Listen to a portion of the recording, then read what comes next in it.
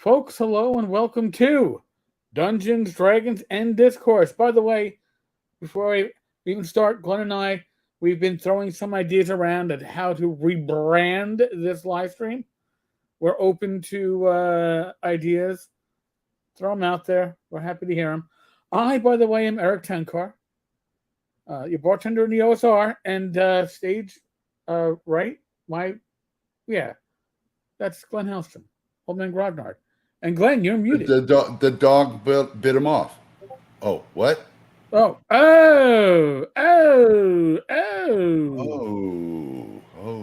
Yes, we have a Glenn. My voice. Yes, my voice works again. Glenn's voice was being temperamental last week, or this week, actually, earlier this week. Yeah, and we weren't. I dodged the COVID bullet. Again. last Thursday, Gage and I were at Matt's game, and then a few days later, I found out like 2/3 or 2/3 of the group had COVID afterwards, and Gage and I, we were fine, except I started getting a little, like I get that way once in a while when I start getting a cold. Right. If I, nip it in the bud right away, like take more vitamins, emergency, all that other stuff.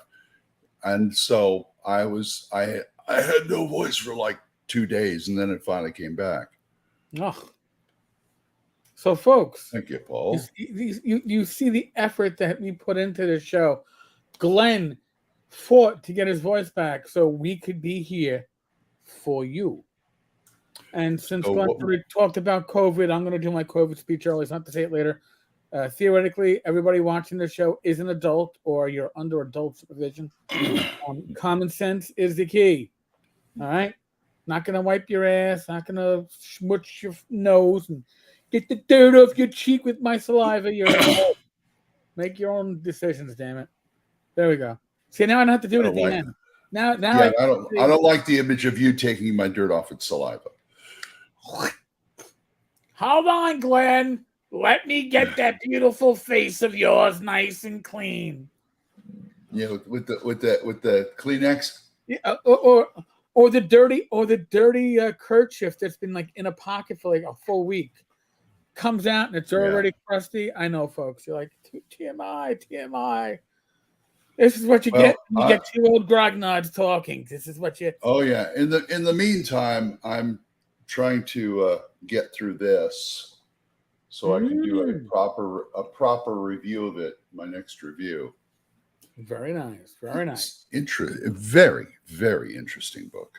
Well, I mean, listen. Earlier today, I took out the dungeon crawl game for an unboxing, but I'm giving away the. Look at it. Hey, look! You can even see the signature there. So I'm giving away these wonderful cards. There's 70 of them because I'm keeping 2.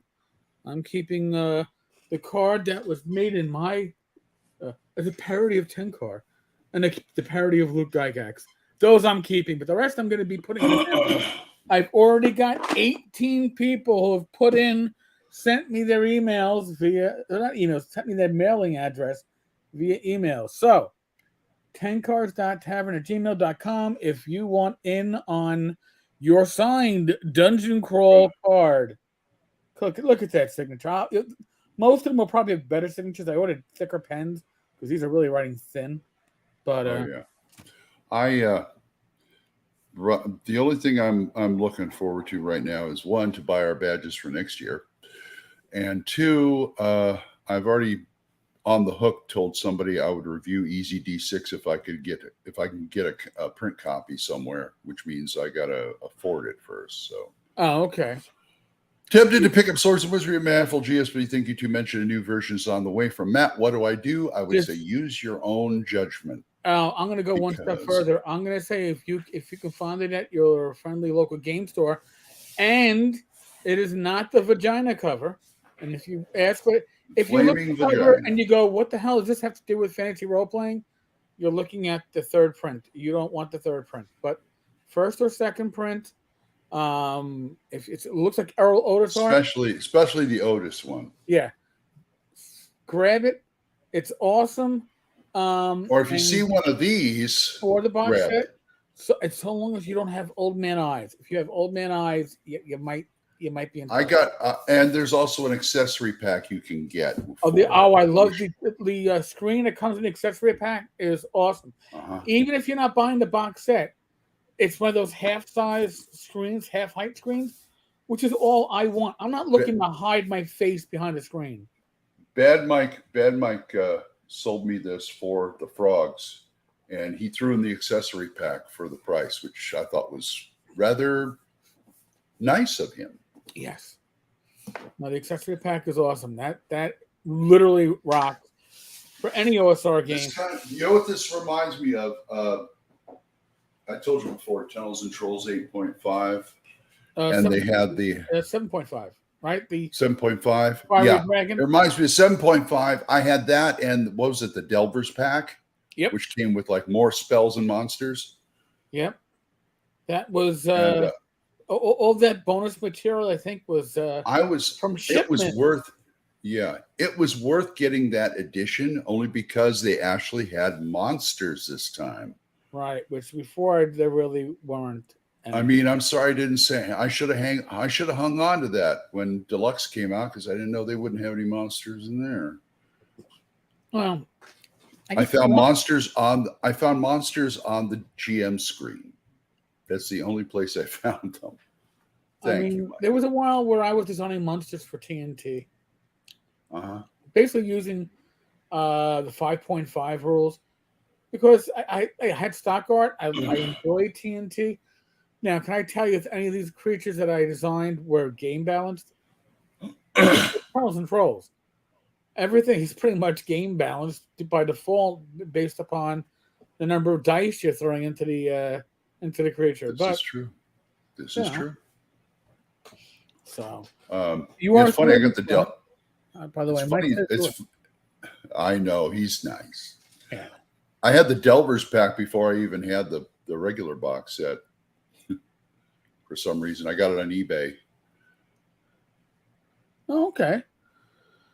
And I looked at it and go, what the hell is this? Oh, shoot. Now I got to get the other thing. So I eBayed the other thing.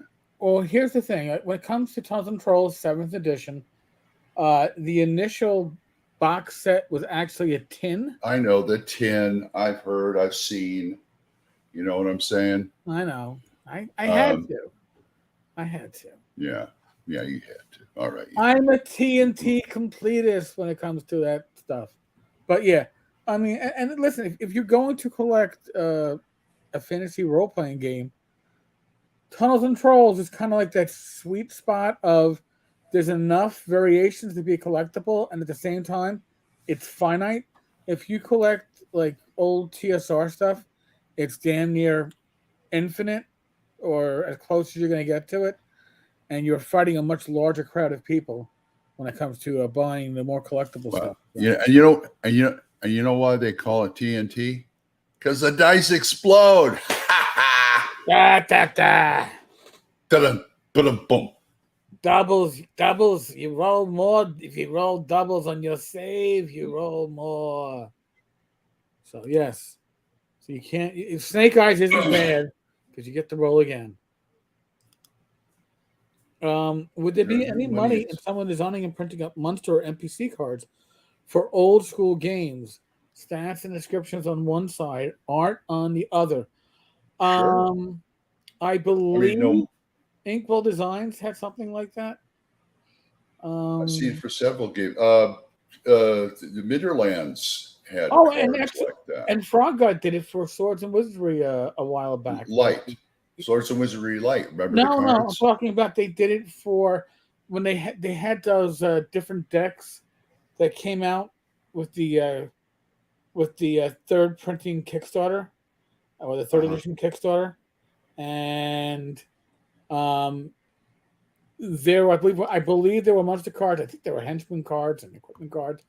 I think if you're gonna do it, you're gonna have to do it with quality. only because people are Yeah. going to be looking for quality. There's a lot of True. schlock out there, certainly. But if you're gonna now, here's the thing: if you're gonna do it for old school games, you're going to have to pick which system that you're going to aim for. And I'm going to throw out my two. If you aim for the right system, you can get a whole lot of them. Right. So if you're just going for the idea of I'm going to make this for name recognition, you go for OSE. That's it. If you're looking for a system that can work with any of the old school games, whether it's going to be Osric, Swords and Wizardry, OSE, Labyrinth Lord, you're probably going to go with Swords and Wizardry because it has ascending and descending AC. Well, But so does OSE, so you could does probably OSE have a? I don't even recall. Yes, they do. They do. All right. When it was BX Essentials, it was just descending. Oh, he changed when he did OSE. He changed it. See, now we're gonna make me have to like look at my shelf. I've still got a set of BX Essentials. Well, I finally completed my OSE Advanced thanks to Mr. David Donahoe. I want to thank David Donahoe of Etten Games for my old school Essentials sending those boxes. It's on a bottom shelf behind my exercise bike, and mine's in the closet mine's in the closet in a book on a bookcase. So, yes, okay, John. I mentioned Midderlands, but you should go to Monkey Blood Design. He did that for the Midderlands because you can buy separate cards with they has cities on them and has like places in the city on it with maps and stats in the back, and so take a look at those. That's specific for Midderlands, but you take a look at them. They're very good to just like get ideas from and how to put it, how to do it up. It'll probably work even outside the Midlands setting. Oh yeah, but I'm saying if he wants to do his own, that's right. It's a good layout. Size or smaller, you're going to find stuff that's on like playing card size decks. I'm sure there's stuff available. I've seen those. I mean, I've used the Inkwell Design dungeon, like they're encounters, decks of encounters, or small shrines or whatever. I've run adventures from those straight out. So I've got something spot on awesome here that I wanted to show as an example. I've never checked out the Prince Valiant storytelling game. I've heard it's good. Never had a chance to look at it. Yeah, Monkey Blood does great work. Glen does awesome stuff. Glen is fantastic. David says OSE has everything. Now, I'm going to do like a true confession part here, folks. There was I purchased OSE, and I glanced at it, and it goes on a shelf for me to read later because I have a lot of stuff and I don't always read stuff, which is why there's a downsizing. And the downsizing, we're in the beginning of July 1st, right? The infamous Tenkar downsizing, because according to somebody, Tenkar needs money. Dude, Tenkar doesn't need money. Thank you very much. This stuff is, unless it's really collectible, this stuff's going to go for cost or less than what I paid for it. But I want to get rid of a lot of my Pathfinder stuff, a lot of my third-party stuff that I'm not using. People have already been like asking me about Lamentation stuff. It's probably going to be sometime this summer because I'm not using it, but it's not going to go cheap either. But I know Lamentations is collectible, so I'm sorry. That's the one that I will. I cannot be a fool on that one. That can buy me a lot more Kickstarters, right? True. Mm-hmm. Or more art for another project.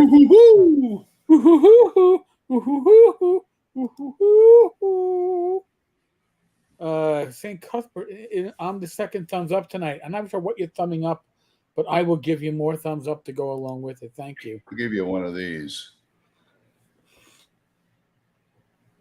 If you're interested, I'll email you. If you're interested, I have a spare copy. What was that about? It must be somebody else. I don't know. I couldn't tell you. I don't know either. Oh, it could be about the Prince Valiant game. Oh yeah, okay. If you have a spare copy, I would not say no, but the odds of me getting a chance to run it is going to be slim. I mean, I have a lot of stuff that I want to run. RuneQuest Second Edition. So I went on to the whatchamacallit site, Chaosium site, and they got classic reprints, print on demand, Griffin Mountain. I was like, I never had Griffin Mountain. Now I have Griffin Mountain. I want to run this stuff. Yay. You know? And then what I'm probably gonna run with Continual Light, once the new Continual Light comes out, will be Dwaro Deep. Mr. Kickstarter got his DVD. I got my. Actually, I haven't even got the one before that yet. I gotta talk to Greg because Greg comped me a copy, but I forgot that How do you rate a copy from him? That's what I don't get. Anyway, don't answer that. I don't want to know. I don't want to know. I show flesh. All right, when you show a little flesh, he also knows my reviews take some time to get out because I'm a slow reader. Since I have an extra copy, I want to talk to Greg. I want to do a giveaway. Now I know. Yeah, give it right over here. That's not what a giveaway is, Glenn. Want to do a giveaway for the community. All right. Well, I tried. I know. Beyond the Tenkarian and Lucian cards, were there any other digs at the community? Lucian? Listen, digs. No, there's an Elmore card. There's those. A Tensar card, not Tensar. What's the Lucian card? Oh, here, I'll show you the Lucian card. I have it ready. Hold on. You gotta get rid of that back. You gotta get rid of that background. All right, hold on. I don't get rid of the background in case Rachel comes behind. Okay, me. well, I saw it. I'll get rid of it for now. How about that? So you all can be like, okay. So this is Lucian, the Demon Prince. Who do you think it's named after? Luke. Yes. Luke, I am your father. Luke, I am your brother. And of course we have the. There's your Tenkarian. Yeah. Giverer, because. Oh, come on. But, that's all right. I was going through Bear Maze the other day for something, and I found your Tenkar's 10-foot pole, collapsible 10-foot pole. Oh, yes. Listen, Tenkar has appeared in numerous products, or Tenkar's. He's in my Gangbusters game. There you go. You and Raish are in the bank. Yeah, no, Mike, not middle fingers up. It sticks out for Harambe. Harambe. No Fat Mike cards for the Dungeon Crawl game. I'm broken and sad. Listen, there are a number of people who are upset that they did not get parodied in Dungeon Crawl. Now, maybe there'll be future parodies. Maybe Star Frontier is never going to happen. I mean, New Genesis. Maybe that will have parodies of certain personalities, because that's why you publish games. I still want to see Lanasty in there. Do we really want to see Lanasty? Dwar Deep was great. Working on it now. God bless you, Mike. I am gonna start working on it. But actually, like I said, I've got to. I got to sign more cards. I've got to get a dozen and a half people. These would be collectibles. They could be going for multiple dollars or 50 cents or something like that in the future. People are going to go, hey, look what card I have. Bad Day for All. That's number 7 of 70 from the Tenkar collection. Somewhere I have a mock-up that somebody did of a Magic card of Smokestack Jones for Magic. Really? Yeah. I got it on my hard disk somewhere. That is awesome. Yeah, I was kind of happy with that one. Going to run it next year. No, B1. B1 meets Darrow Deep. I think he means with his local gaming group. Oh. Yeah. Only real celebrities get parodied in print. Please. I am not Yeah. a real celebrity. I am I am merely a servant and an occasional sister. I know a number of people consider me to be an asshole. Usually, if they consider me to be an asshole, it's because they've earned the right to consider me to be an asshole. So I guess it fits. Continual Light really is a great name for an RPG. Yeah, too Well, bad we didn't use it. uh, and folks, just a little background as to why the name changed. I think I mentioned this, but in case you missed it, I knew that Matt had left Frog God Games. I knew he was basically putting out his own publishing company, and he took the rights to Swords and Wizardry with him. Now, when I did Swords and Wizardry Light, that was done with Frog God, with Matt. Matt gave full blessings to the project. It was like, yes, do it. And I want nothing. I don't want to have to deal with any of the questions that might come up for rules questions. I was like, all right. So then James Bond and myself had the idea for Swords and Wizardry Continual Light. Bring the light system up to level 6. 6. I thought it was 7. Well, that's the initial thought was level 6. Bill Webb said, no, you got to bring it up to level 7. At which point, Frog God Games gave us permission to use Swords and Wizardry as part of the title. It was a free license. It was handshake and formal. So when we started working on the new edition, Jeff Jones and myself, I was like, listen, this is after we started, and I already got the cover art, and I had the cover logo done. And I said to Jeff, I go, Jeff, listen, I don't want to cause confusion with Matt's upcoming company. What do you think about me changing it to just Continual Light? He goes, I think that sounds great. So I got James Shields to do another quick logo without Swords and Wizardry being part of it. Got the new cover. And Matt reached out to me, and because I hadn't spoken to Matt about this, and he asked me, how do you plan? I see you're going to come out with a new edition of Swords and Wizardry Continual Light. What are you going to call it? I said, we're just calling it Continual Light. Because, like I said, in my mind, I didn't want to step on what Matt was anybody's toes. Yeah, it's his new company, or they're bringing back Mythmere Games, his old company. He doesn't. If I was him, I wouldn't want the marketplace muddied with multiple titles that are called Swords and Wizardry, including ones that I don't have control over. But the rules haven't changed. It's the same rules. What did he say? What did he say when you said that? He goes, you were on the page that I finally caught up to. Basically, he was like, thank you. And he goes, because it would have been awkward if I'd already put something out and hadn't talked to him. And then he's like, I'm coming out with, a Swords and Wizardry core book. It could have been awkward. We avoided the awkwardness because. Well, why? I've got to say, this is the first I've heard of this. Oh. I didn't know the Swords and Wizardry name was going to be dropped. Of course, you can always ask Matt, say, could we do Continual Light over at Mythmere? And then you could use the Swords and Wizardry logo. Yeah, but it's Matt's doing his own. He's setting up his shingle. He's doing his shop. I will. Fine, that's not. You're not going to interfere with that. But I'm not. The rules aren't changing. They're still compatible.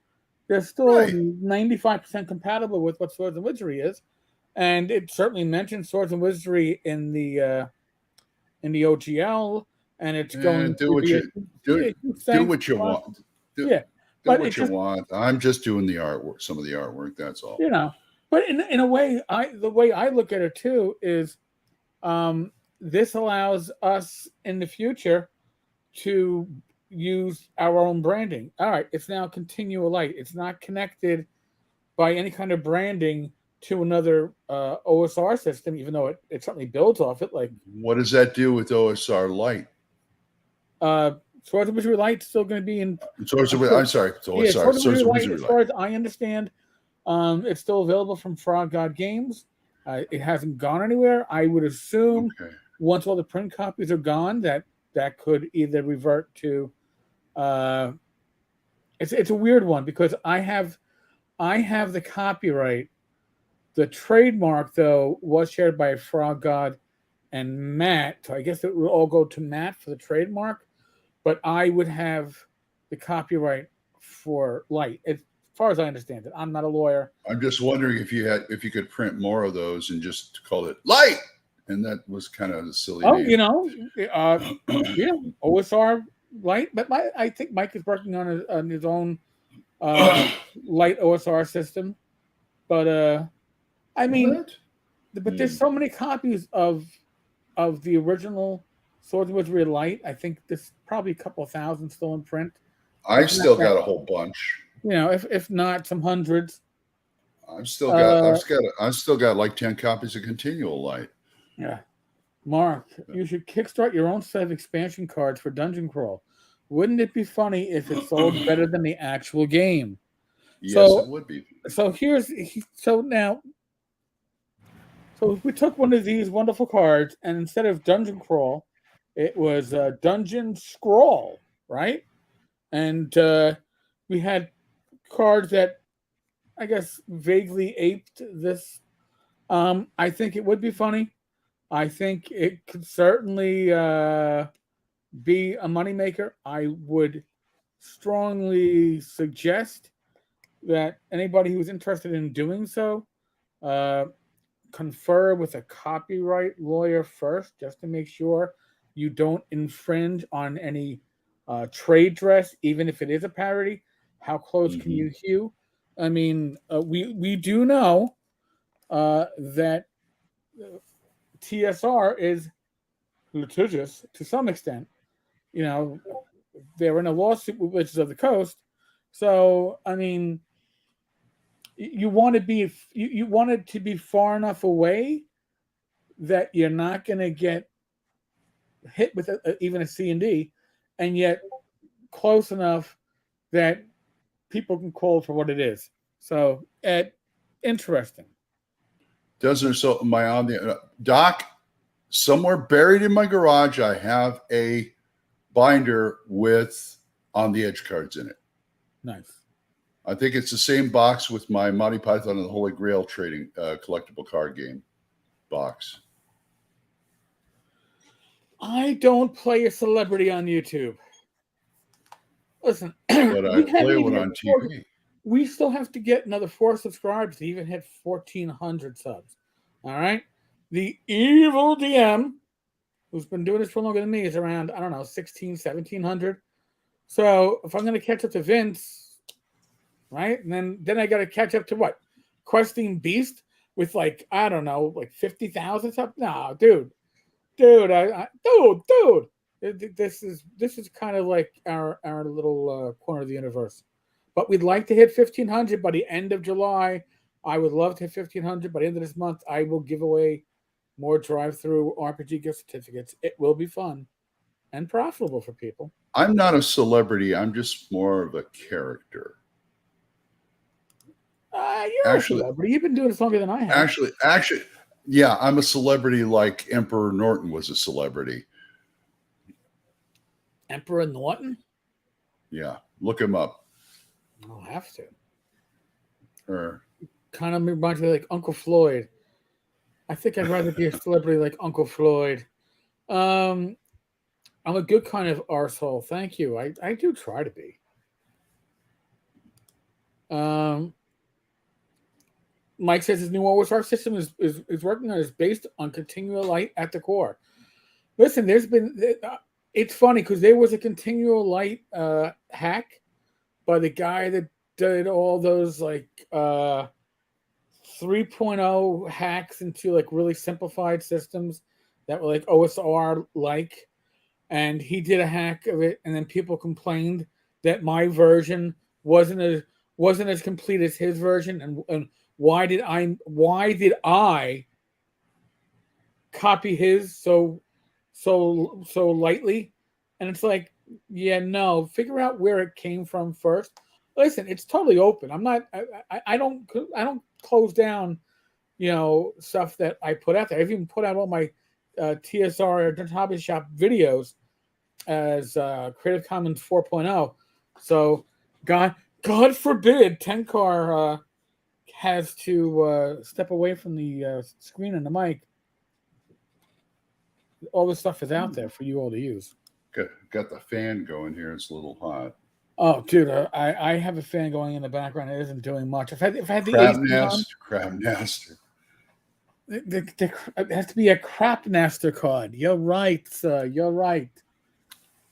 Basically, the base and the system is just adjustments and additions I've made to the system. Continual Light is a great, easy to run old school system, and that's the whole. I mean, there are times when you want things that are more granular, right? But I find for my use, I can always add to a simple system. It's always harder to take things off from a more complex system. So get the guy who did the Star Frontiers party to do it with you. It would be great. Oh my God. Oh yeah. It's I may know who that is. I may. I mean, I have been contacted by one of their alternate personalities, so I may know, but I don't know if that takes time. You're the sock puppet. Yeah, all the sock puppets come to you. All your sock puppets come to. Are belong to us. All belong to us. I need my minions, dude. I was told that I had minions, and I haven't seen them crawling up. Does it have miniatures? No, Zach. It does not have miniatures. I will show you what it has. It basically has. And I'm gonna hold it up like this, if I can show. It has Parcheesi pieces and meeples. They're wood. They're not they're decent quality. It's not like they're. I don't think they're plastic. I think they are wood. They don't have no miniatures. That would have been an even greater expense. Comes with 3 dice, of which one of these dice is not like the other. One of these dice is not the same, and I've been told by others who have dungeon crawl that the randomly large die is just randomly large. Somebody else had a large D20. So I would love a large D4. Imagine one large die. Yeah. Card for the least most popular board game. Oh, you could if we sell parody cards, as long as actually here's the thing. You got to sell parody cards along with a parody set of rules. An alternate set of rules. So therefore, you can use the board, but then actually have a playable game. That don't tempt me not, Satan. Tempt me not. Galen, you are the Emperor Norton of RPGs. I am. I wish more people knew that, and more con organizers knew that. Yes, a Tenkar toilet card. That would be a special item. Yes. I would draw Justin Lanassa's head turd for that one. It's like, do you have a Tenkar's toilet? No, but I have a what the F is it card, which, by the way, people have used what the F on the Dungeon Hobby Shop Facebook page were scolded for their language for saying what the F, and yet this game is rated 10 and above. So, is what the F, and again, they didn't say what the, they said what the F, is what the F. No F-bombs. Yeah. Yeah. So is it really offensive? If it is, then it shouldn't be in your game that's rated for 10-year-olds, according to their meter. Their meter. The example I took the light spell from mages and added it to the cleric list. It seemed more logical to be a priest spell. Continual Light is right for all sorts of adjustments like this. It could work for both, and that's listen. One of the great innovations with Swords of Wizardry Light was James Bond saying, "Hey, Wizard Lock and Knock. Why do we need 2 spells for that? Just make it 1 spell and it's reversible. The reverse opens Lock, up. Lock. I love that. That's love why that. that's why you bring in Yes, you are. Yes, you are. Are you like the doctor of RPGs? Are you like a script doctor for Hollywood, only for RPGs? You go over to RPGs that don't work, and they hire you as an RPG doctor. I'm not a That'd be doctor, but I that would be a good job. That would be a good job. I'd love that job. Hello.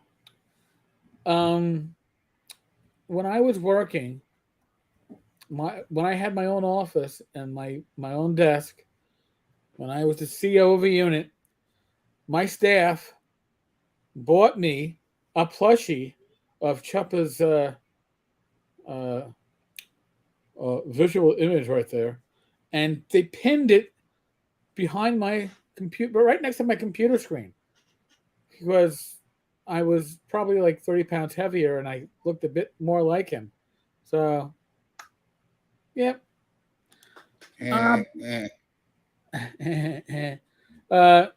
You've got a brand. Just make Tenkar's Tavern game doubles as a drinking game. La Nasty surprise card. Well, here's the thing. If I was going to do parody cards, they would be obscure enough that you'd have to be in on the joke to get the parody. You know, Tenkarian Gibber. There's no real thinking needed to guess. Oh my God, is that a card about Tenkar? Really? But come on, it's a card about Luke. Come on, put some fucking effort into it. You know, yeah, it's like Thaco the Clown. You know, same thing. If you're gonna do parodies, you got to put enough effort into it. People have to put a little effort into it to going. Which one's the parody? And maybe not a lot of effort, but just a minimal amount of effort. Yeah, no, that's all right, Doc. There's no deleting here. This is not like the internet. This is Sparta. There's no correction here. You can make a Munchkin version. I'll talk. I'll reach out to Steve Jackson and say, hey, Steve, who I've met once in my life and has no clue who the fuck I am. Eric Tenkar, you want to do a Tenkarian version of Munchkin? It would sell hundreds of copies, not thousands or tens of thousands. I've got one version of Munchkin in my game collection. I've got Munchkin Axe Cop. Oh, I still love that show. I wish I had a DVD set or a Blu-ray set of that show. There's only like 12, 13 episodes, but they were great.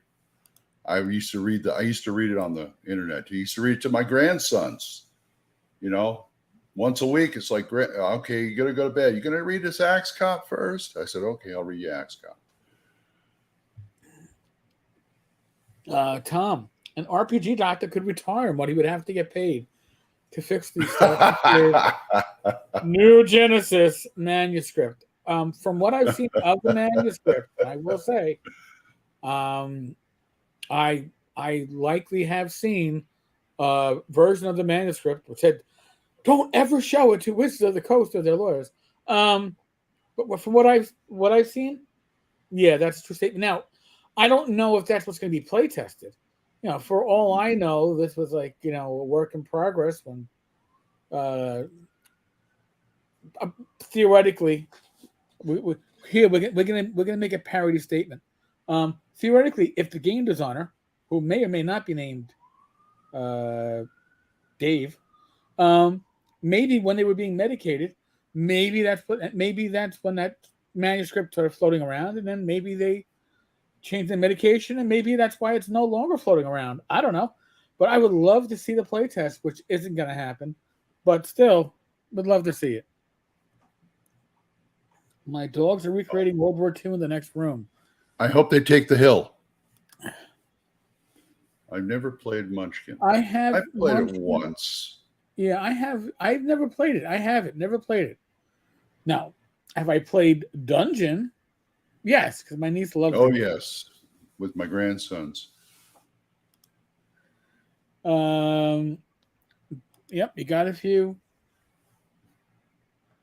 They sent me a text. My I didn't know you did. I didn't know you did Toon Munchkin. I didn't know there was a Toon Munchkin. See, that would be fun. Yeah. Dave is dead. Dave's not here, man. There's no Oh, Dave. George. Yeah, he stopped rolling up today. Oh, so actually, this is an interesting. For those that don't know, Dave Johnson, the designer of Star Frontier's New Genesis, or one of the names on the tin, is writing an RPG D30 based on Crom, which is a Conan ripoff that apparently, that was apparently, I don't know, like a Gold Key comic or some shit like that. And it's now. Yeah. It's not.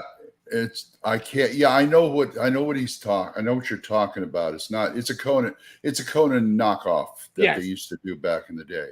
Right. So on it, but here's the thing: it is now public domain. So it is. Yeah. So apparently, Dave is designing a D30 game. So now, I should put out a bounty and say, hey, if somebody can write a Crom RPG based off of Swords of Which We Light, get it done in like 10 pages, I'll give a bounty. What do you want, $50 for it? You keep all the rights. I just want to be able to publish it under the OGL on Tenkar's Tavern. That way we get it out first. I believe they even made a couple of video games off that character. I wouldn't be surprised. PDF only. Toon Munchkin's PDF. That's no fun. You got to print out the cards yourself. I'm not doing that. Printing out cards myself. What do you think I am? You think cards grow on trees? You think paper comes from? I guess it comes from trees, but I mean, still, ain't happening. True. Ain't happening. Now he's got me. Now it's in my brain. What is the name of that character? I've seen the comics online. What are they? But I remember they did a couple of video games on that character too. Tobor or something like that. Oh, it could be. Okay. It's a Toon supplement. It's a Munchkin. Okay, got it. My head was working in the other direction. I thought it was Toon for Munchkin, but it's Munchkin for Toon. You never know with Steve Jackson games. Well, it's probably sold to the Munchkin fans. So True. So Glenn and I, believe it or not, we are 43 minutes into this. Who's counting? And here's the thing, folks. It's all been the live stream. The live stream we had the idea of talking about our worst RPG experiences, whether it was the worst player, worst campaign, worst game session. Oh, by the way, what'd you think of? Have you considered the new title for this show that I gave you? The Gelatinous Dudes. I don't know. We'll throw it out there to the crowd. Yeah. Okay. What do you think? Dungeons, Dragons, and Discourse, or the Gelatinous Dudes? I could do a survey on the Facebook group. Why don't you do that? But anyway, what were we talking about last night? Oh yeah, RPG disasters, meltdowns, bad games, bad gamers, type of thing. Yeah. Do you want to take the first shovel at it, or shall I take the first shovel? You take the first shovel because you're the man. I am the man.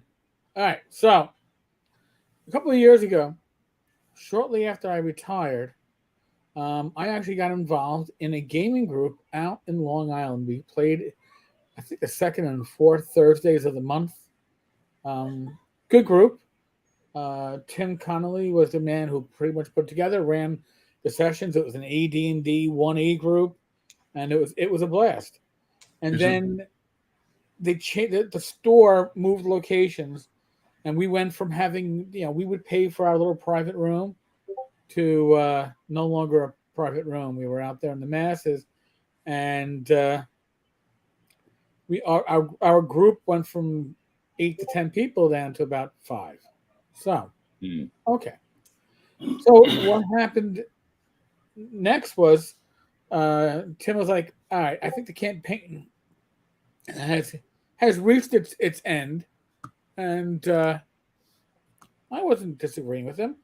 He wanted me to take over and run the next group, and I was like, "All right, man, that sounds cool, fine." So I did, and we were running Swords of Which We Light, and now that we're in public, it means that you get the gawkers, the stalkers, the lookers, and an interested party came up and goes, "What are you guys doing?" Younger guy in his 20s, and we're all old school gamers in our 40s and 50s. But all right, well, we're playing Swords of Which We Light. What's that? Oh, it's like D&D. Oh, that sounds cool. I play D&D. I'm like, all right. And then can I join in? Now, what's the unwritten rule if you're playing in a game store? You never turn somebody away who's interested, especially when you're playing stuff that the game store isn't even supplying, right? We're using their space, we're buying their chips, we'll buy dice, but honestly, we're taking up space. So sure, come on. He goes, all right, I got my 7th level halfling warrior thief acrobat with my magic sword. Oh, and I can fly. I went, yeah, no, it's a new campaign. You gotta give me a new character. But I have my character. I go, no, it's a new campaign, different rule set, right? You probably pay 5e. We're not playing 5e, so you got to roll up a character. Well, how many dice? I go 3d6. Straight down. I go. You can arrange as you want. That's fine. He goes, oh, I rolled like a 17. Now he of course rolled like a 17, 16, 16, 14. I'm like, yeah, okay, well, anything that's a 13 or better is +1. But I got a 17. Like, yeah, it's only a +1. There's no penalties for low scores, and 13 or better is a +1. So all you get is a +1. I'm like, okay. I'd be happy there's no minuses. Yeah, well, I did that because I wanted to make it simple and fun. And so then, first encounter, I pull out my +4 sword of backstabbing. I go, what the fuck? I mean, dude, it's a new game. How do you have a +4? Well, it's on my character sheet. It's like, oh my fucking God. Like, you don't have it. This isn't that much fun. He's getting annoyed. I'm trying to take it from this is so absurd that I'm going to get some entertainment out of it. He's with the group for about an hour and 15 minutes. And he looks at his watch and goes, oh, I gotta go. My mother's picking me up in 10 minutes. I was like, holy fucking shit. Sounds like his mother picked him up when he was a kid and dropped him. Well, so then he walks off.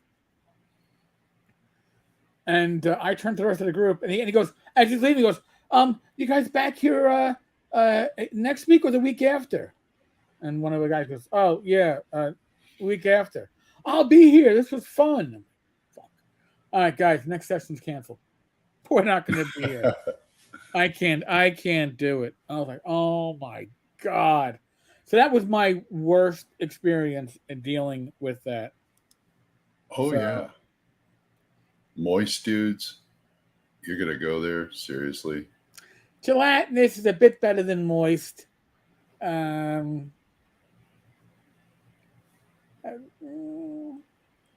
Ignore him. Tom, you're stirring a little poop right now. That's all I can say. Gelatinous dude sounds good to me. RPGs and more. Okay. Thank you. Actually, Tom's is kind of amusing. So, Munchkin gamers. Now, you're talking about Munchkin gamers at D&D or people who play Munchkin? He probably means Munchkin players on D&D. I've had my share.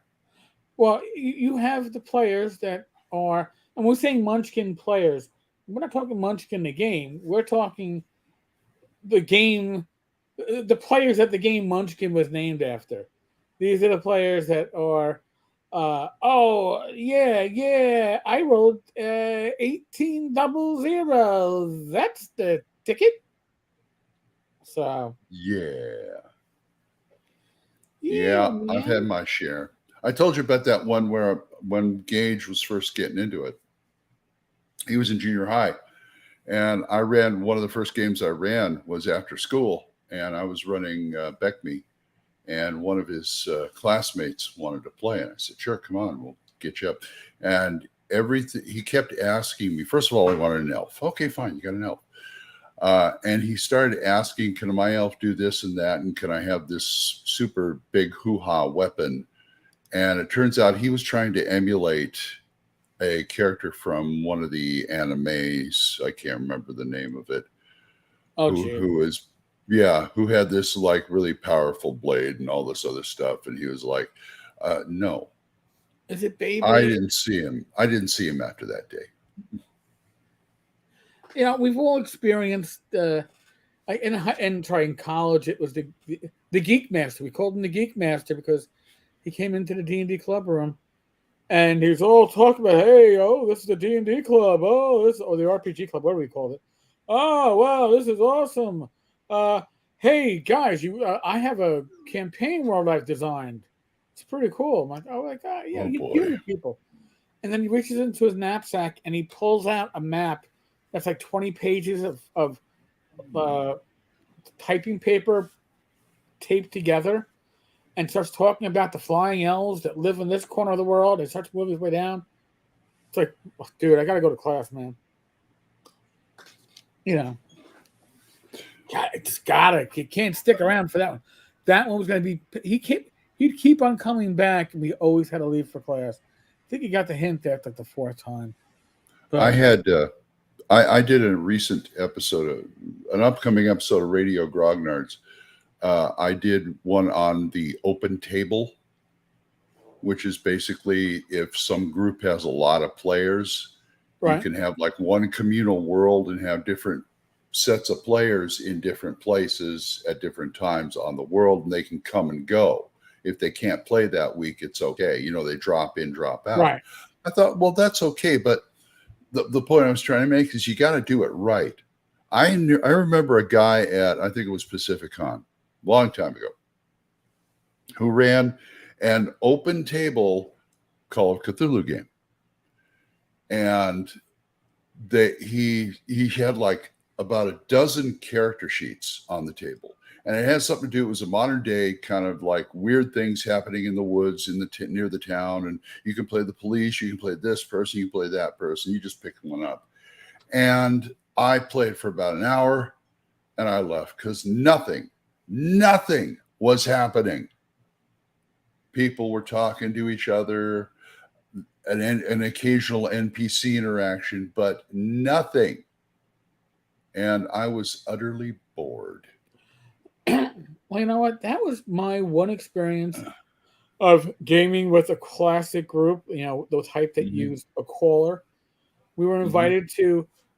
We were in high school and we were invited to a college game in the neighborhood, and we got new characters, all first level. The party was all 9th to like 10th and 11th level, so we couldn't do shit, and we had to shut up basically and not ask too many questions. And everything that got done had to get done through the caller. We weren't even allowed to talk to the caller. We had to talk to the player that was sponsoring us, and then they would talk to the caller. I was like, I'm not coming back for this shit again. What? Wait. You know, this is the thing I never got about the caller thing. It's like, how do you role play that way? How do you role play? I don't know. I don't know. Oh, you want to know if you have Tenkar's merch I site? used to have I guess beer steins. I don't know if they're still active. I'd have to check. Oh I wow, yeah, I actually have a few myself, but cool. That'd be I've fun. used them. They hold about Yeah, 16 ounces of cold beverages. nice. It's good size. I remember another friend of mine who was running a Champions game that was almost an open table. It's just that I played about 4 sessions, and his story, only he understood his plot line.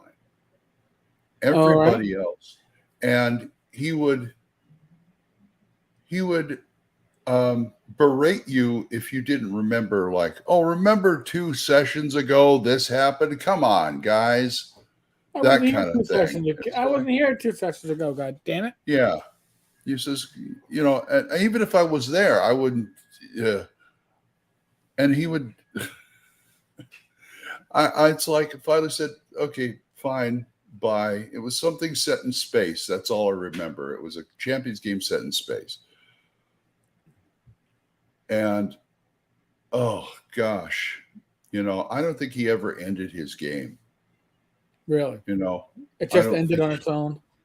Yeah, because it was so, the plot was so convoluted about these 2 different factions of aliens that are fighting each other.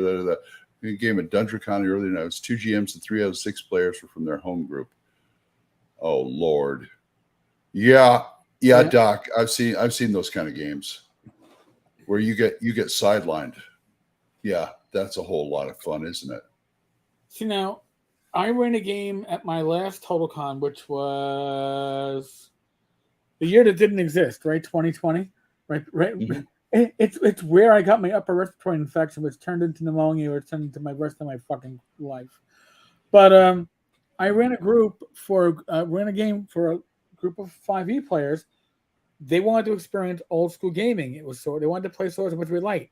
5 players from the home group, 1 rando. Thankfully, the rando was not a weeping willow.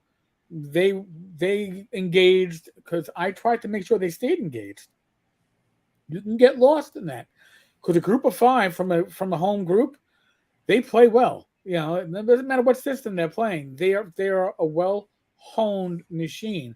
It's not like a normal convention gathering when you're getting all these random players who've never worked together before.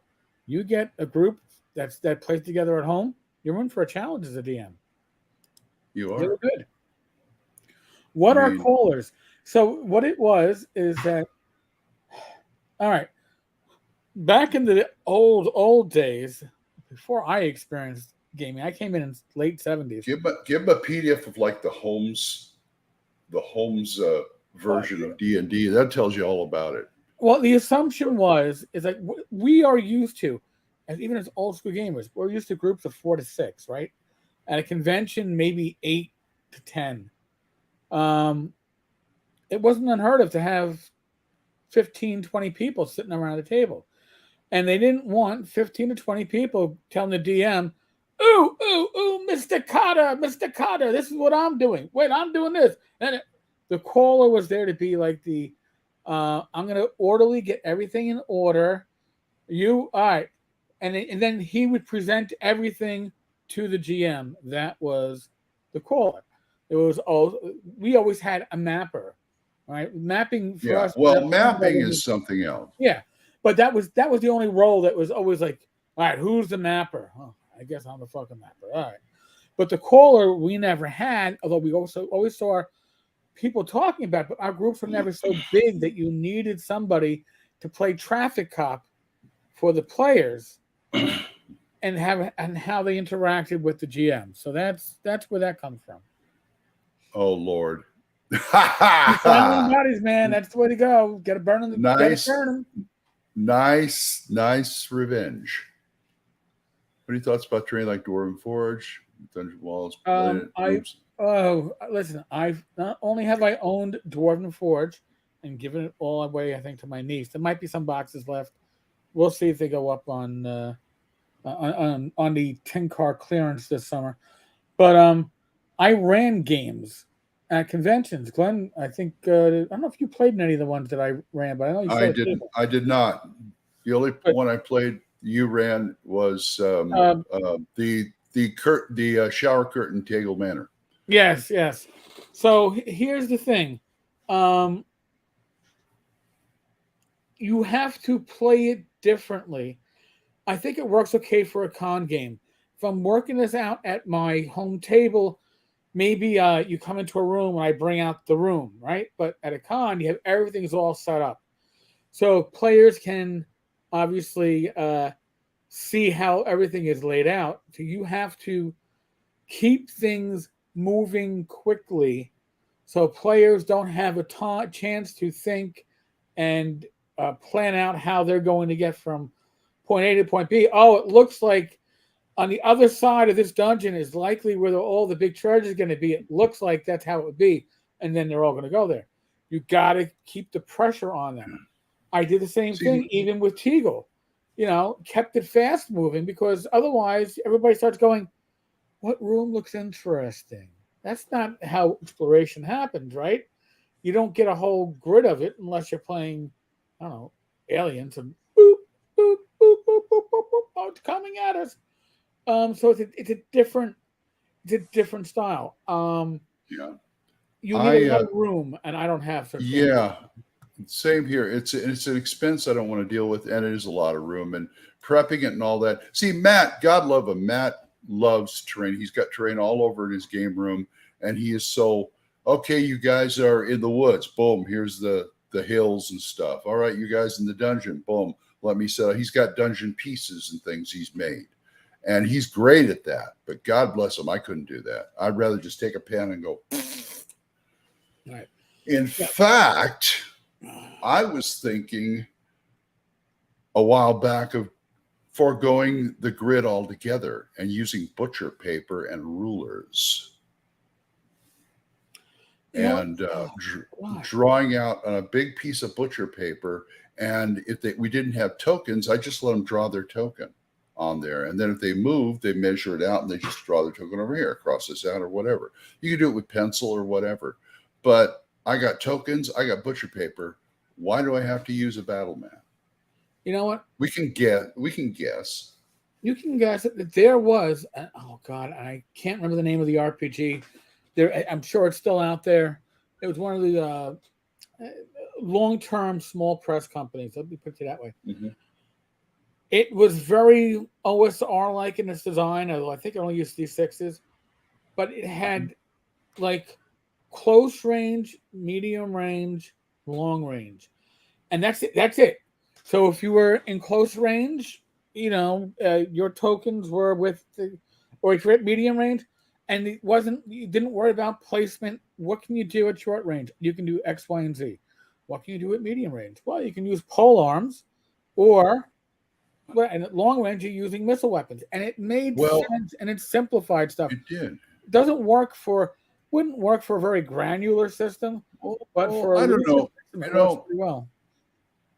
Professor Dungeon Master has his ultimate dungeon terrain, and a lot of his terrains were set up with short, medium, long range. Okay. And he uses that.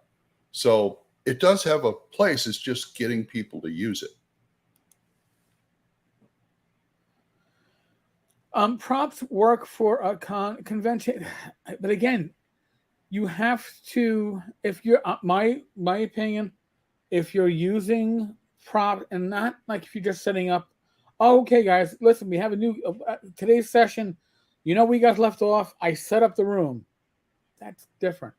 When you're setting up a whole dungeon or a whole, section, and if they can see beyond the current doors and all that stuff, it takes a different pacing. You got to keep that pace going, or else your players are going to overthink it, and you don't want that. Trust me.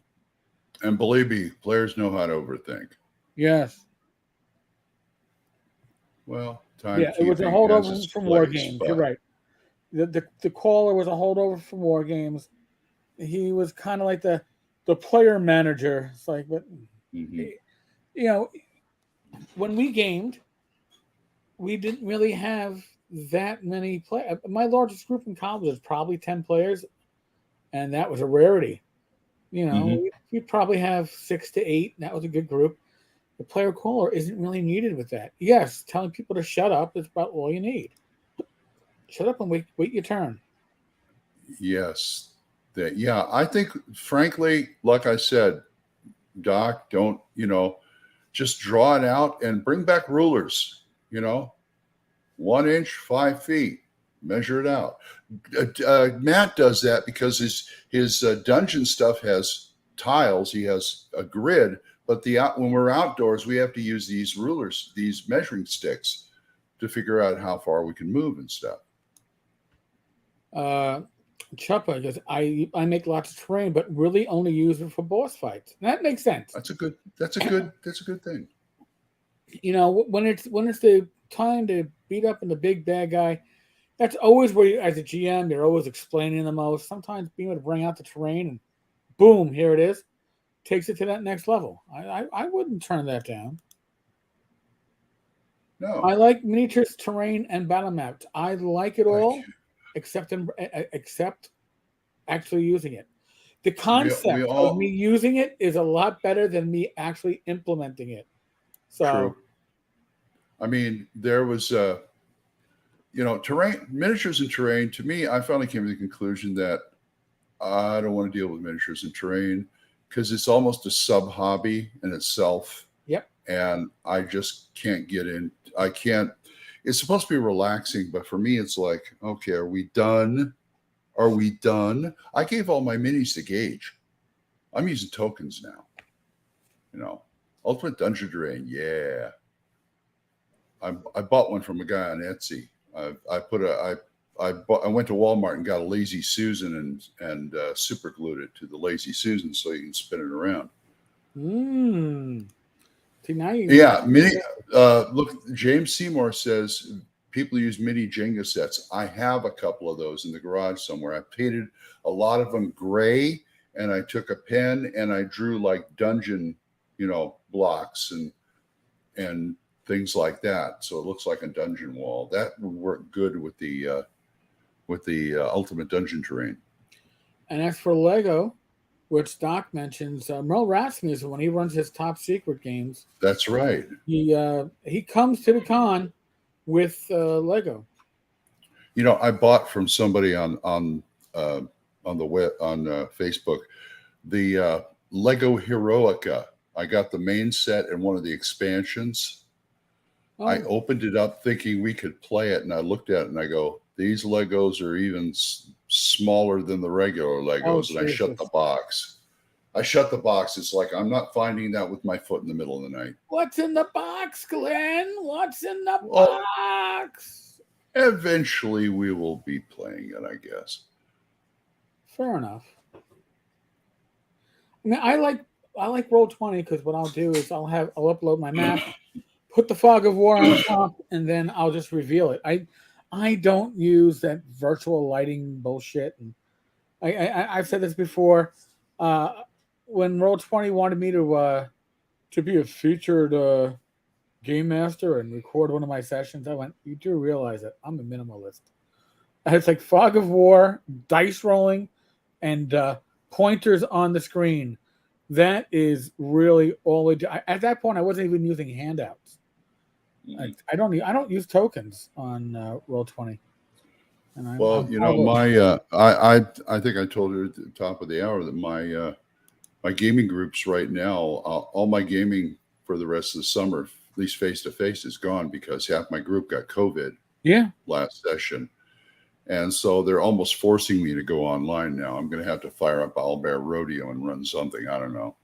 Oh, there you go. I mean, I'd rather just, prep it and run it at a table, but that's. And I understand that too, Glenn, but I mean, and we had this discussion a bit last night on our Discord hangout.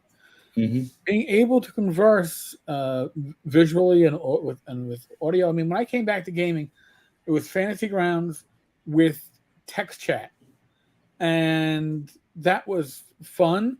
But once I started doing Roll20 or its predecessor, whatever it was called, with voice chat, because we were doing Google Hangouts, it became, oh my God, this is, we do the ball busting, the cracking, the jokes, the telling the stories, all that stuff that you don't get when you're just doing text chat on a VTT. So this is it's a good substitute, and I'm not saying it's a replacement, but it's a good substitute.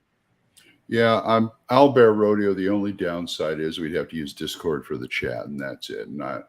I've already got a server set up on Discord for that, and I've just been dragging my feet because I didn't want to do online, but I may have to. So there's that. And now I got a fly in this room that's bugging the heck out of me. Don't go after the fly. Glen's voice sounds extra special deep today. Yes, it does sound. He sounds like extra special. Yeah, but it never gets me laid. You're married, dude. That part of your life is over. That's over. Even then. But there's another problem there. I'm not going to go into. No, we don't need the details. Look, if I'm going to do medical stuff, I'll talk about my back hurting or something. Okay. We'll bring you on Gamers Health for that one, Glenn. What, ED and Gamers Health? No. Did you catch it, folks? Glenn's here every other Friday. I mean, it's fun. Hey, ED. Now you know, and knowing is half the battle. But G.I. Joe. I'd love to see a PSA like that. Kids, ED is really bad. Don't tell your father we told you this. You shouldn't be slapping meat, and that causes ED. Now you know, and knowing is half the battle. These are not good PSAs, Glenn. We're gonna. We didn't look at that. We didn't drop anybody from the live stream, but man, they're probably wow. Hey, that's about as randy as I get. Yes, you're right. It ain't easy being an old fart. Oh God, no! I hit the 65 club this year. Oh wow! Oh my God! I remember Earth Dawn. Yes, that was Fast's fantasy. Yes, kind of. Yes, it was a weird fantasy, but all right. So Glenn, I guess we all like you, Mike, myself. 60. You're hitting 65. I think Mike is hitting 60, and I'm hitting 55. We're gonna have to do like a special show. The 60s. Birthday bash for you guys. The 60s with the Tenkar's Tavern crew. Calm down, Glenn. This isn't talking crit. Leave that shit for us on Wednesday night. Yeah, but I can't talk about it on Wednesday night. So. There you go. Wow. I don't do text very well. Doc but Mike, you're going to be 60, right? You're going to hit in the 60. We should get Doc on there. Then the 60s club. Hey, you're right. One of these days, we got to get Doc on the show. If he does, if he could do that, if he's got a camera or mic or something, that'd be great. We'll hook the guy up, man. I'm challenging you. Is that a challenge? More.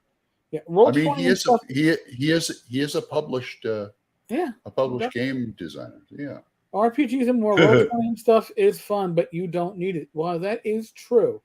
I don't have the patience to explain over voice chat what a fucking room looks like and then have them totally screw up the room because they're not hearing what I'm saying or I'm saying something that they're hearing differently, which if I'm gaming in person, I can look at that and go, did you not understand what I said? And they went, no. And then you can fix it. So things like Roll20 are great for the fog of war. That's why I love it. And if people want to roll their own dice and they don't want to use the virtual reality dice roller, I don't care. That's fine. But I don't even use character sheets on that stuff. So I played that game. I played Jason's game, and I just roll here, because we're on Discord, and I just open my dice thing and I just roll here. He don't care. He's right now he's rotating. Right now he's in Italy. He's in Europe. Wow. But when he gets back, he's alternating between a 1E AD&D and Gamma World. That's a hell of an alternation. Not too bad. Well, Doc, you gotta get a camera. Eric, buy him a camera. What do I look like? Chopped liver? Yeah, well, I can only take care of our regulars right now. you got. I know. He's a regular. He shows up every No, time. our regular host, dude. He could be a host. He could be a host. I got to take care of not the could be's, dude. Not the could be's. I got to take care of those that the current. On every other Friday. Who else do I have? I have Eric, Joe the lawyer. I got Joe the lawyer. I got Matt Jackson, Tim Shorts, Rob Conley, Greg Christopher. I got occasionally we got Bad Mike. We could probably have Glenn Hallstrom's on occasion too. Yeah, I was going to say I could do a random, whatever it is, random party generator. Yeah, whatever of course. And then you get to bust on Matt Jackson. You have to have at least one Matt Jackson joke. If you don't have one Matt Jackson joke, you get evicted. Well, you can give me a Matt Jackson joke because I don't know Matt Jackson. Anything with Matt and ladders. You go Matt and ladders, you're pretty much good. Because he's kind of allergic to ladders. He failed his saving throw with a natural one. The ladder. So. Okay, yes. If you do the YouTube thing, can you have me on as a guest?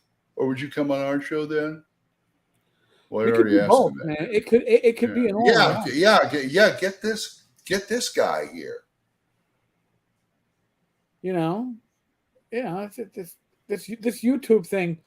You get your 100th episode. Your 100th episode could be simulcast on this show. There you go. You know how to do that? Well, I would record it here, and then I could download the audio for his 100th podcast, so he'd have both. Look, so it'd be and recorded for later. Howard Stern is the king of all media. Eric Tenkar is the king of gamer media. No. I am not the king. I might be a duke. Hey, I'm an emperor. There you go. But it's certainly I am not the king of gaming media. He who wears such a hat will probably be assassinated before character assassination, not actual violence. Hey, go on. Like I said, go on Wikipedia, look up Emperor Norton. You'll fall. You'll probably agree with it. I'll have to look, man. I'll have to look. So, Glenn, the premise is mostly an unruly monthly cocktail party. Oh, he's stealing the premise of Thaco's hammer. But are you guys? That's it okay. Depends on how much talks that Thaco's hammer gets, man. I don't know. That's true.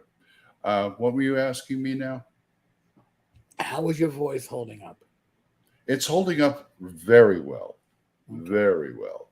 I mean, look at your wife is in love with it. What do you think? No, she didn't say she's in love with it. She said she liked it. Don't get your hopes up now. Don't be ready. Does a snowball have a chance in hell?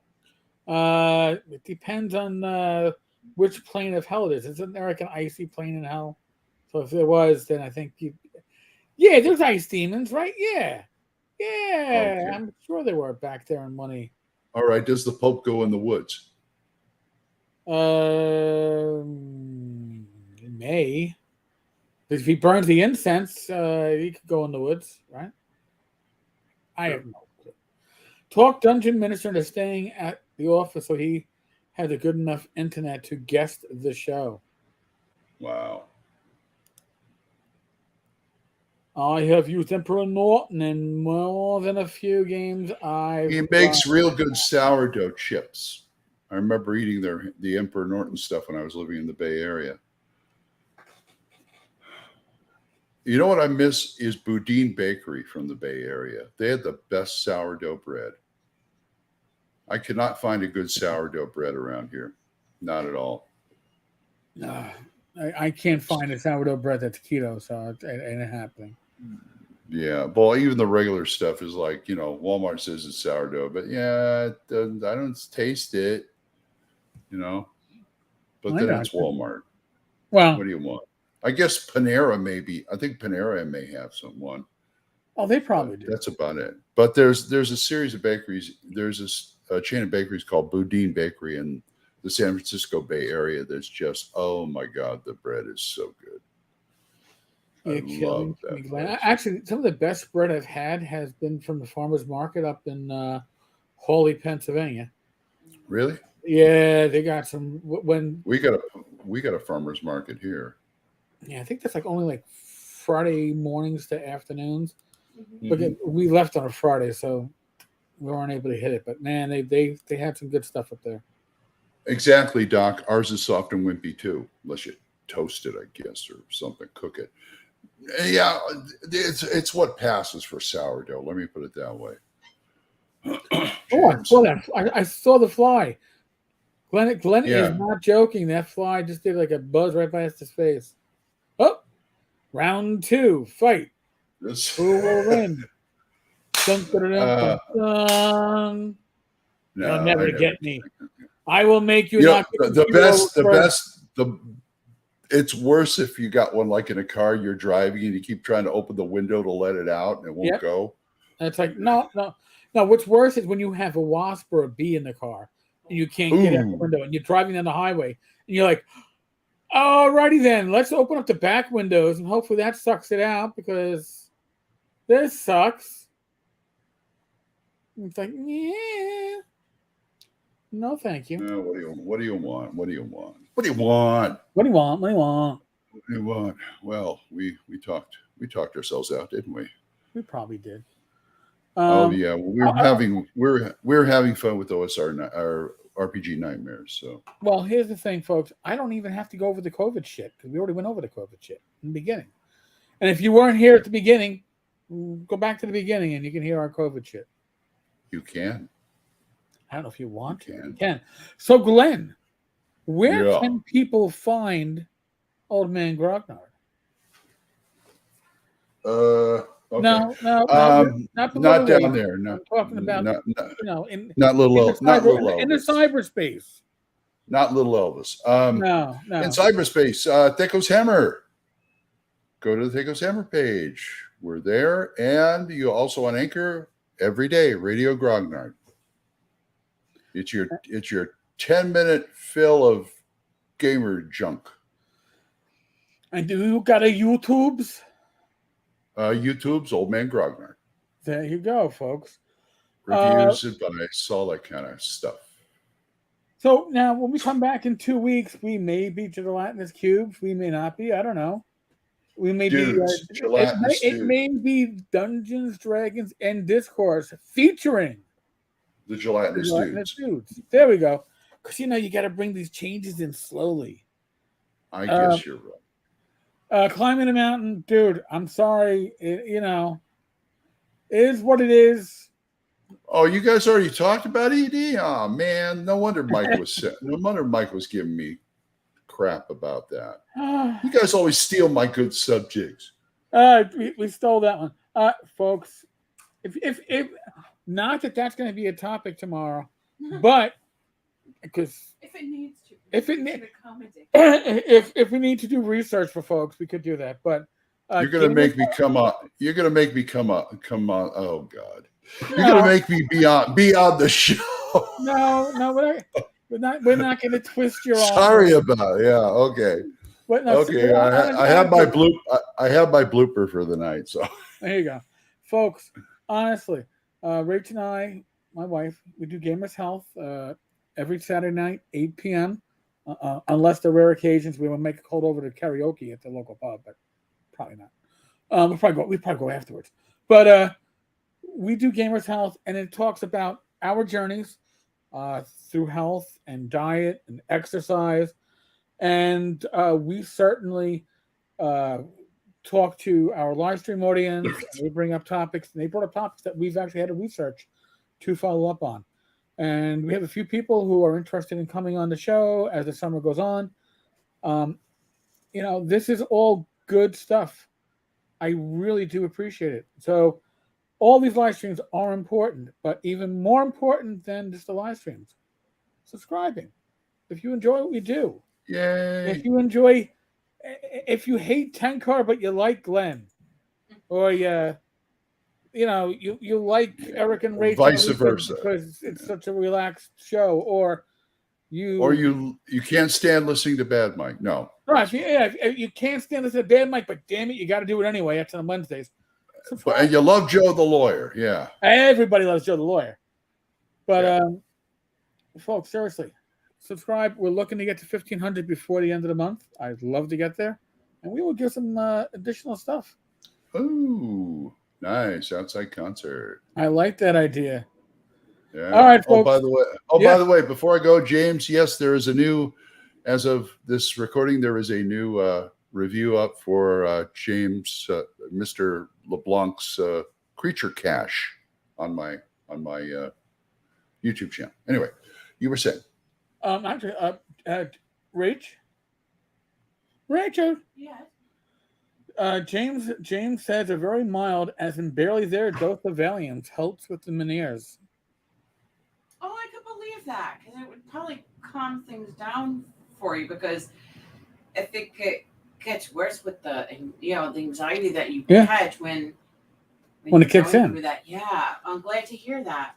So see, folks, this channel covers not just the basic bases. We do literally cover things for gamers' health. Everybody has their own journey, but It's a blanket. But nobody has to take a journey on their own. All right, and never should feel that way. Folks, be safe, be well. God bless. Roll those dice. Roll them well. And 8 p.m. tomorrow. I hope to see each Good night, folks. There. Bye-bye. Bye-bye. And now I can take my shirt off because it's so fucking hot here. Did I say that? Me Yes, too. I did. Me too.